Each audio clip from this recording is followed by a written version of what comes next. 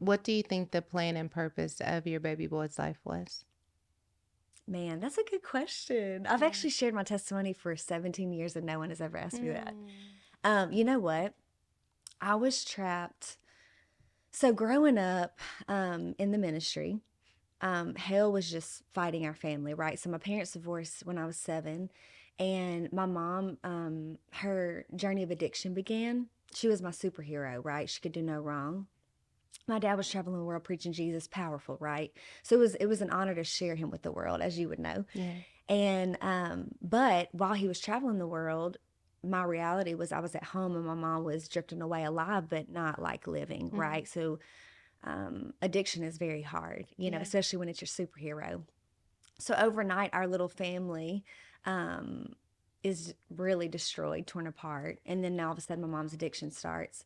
And so that caused a lot of brokenness in me, a lot of voids in my heart. Didn't realize it was happening. But then, day in, day out, year after year, all of a sudden, it led me into a relationship. And that was filling a void. Yeah. It was great. And it filled a void, but really it was leading me to death. Mm-hmm. It was terrible.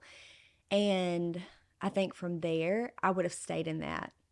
I loved hard. I'm a lover. Like I'm loyal. One of the things that I've learned in therapy, the queen of therapy. I love therapy. My counselor, I said, I don't know why I stayed in this relationship because it was so dysfunctional. I never knew why I kept going back. And what she told me really transformed my life. Is she said, I was trying to be for him what I Yeah. had so longed for someone to be for me.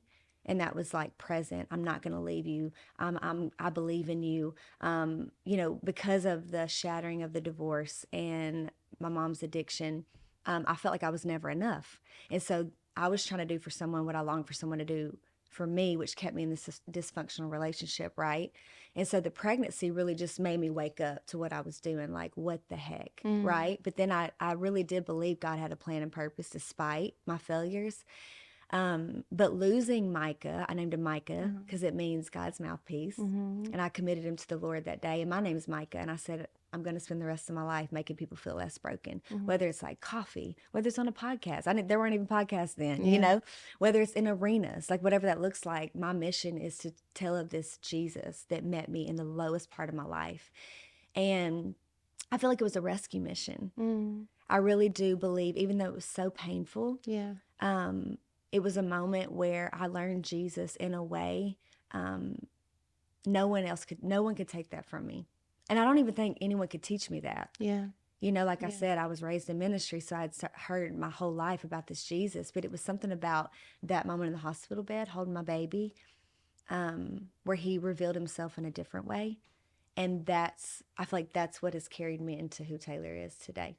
So Micah was rescued, Mm-hmm. from me, Yeah. from not doing things right, rescued from most likely not having his father in his life. Yeah. Um, and God has, I've spent the rest of my life, I've been spending my life in, gosh, for 17 years now,